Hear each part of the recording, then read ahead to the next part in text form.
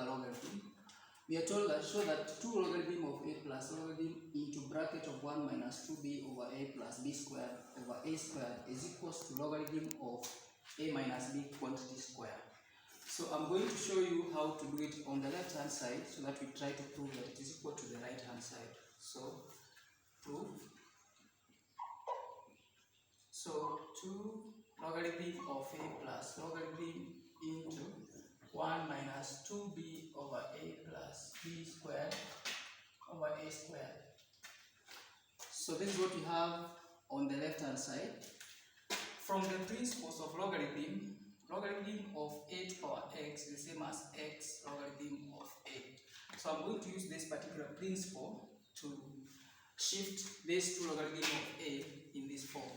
So we have logarithm of a squared plus logarithm into, then I take the LCM among 1a and a squared so that I can condense this one into a simple term. So we have LCM is a squared. So a squared divided by 1 is a squared times 1 minus a squared divided by a, that is a times 2b to have 2ab, plus a squared divided by a squared, that's 1 times b squared, get b squared. Okay, so we have logarithm of a squared plus logarithm into a squared minus 2ab plus b squared is a perfect square, so we can write it as a minus b quantity square over a squared. Okay, using another second law of logarithm, which says logarithm of a over b is the same as logarithm of a minus logarithm of b. I'm going to use this very principle to write this one in this format. So coming here,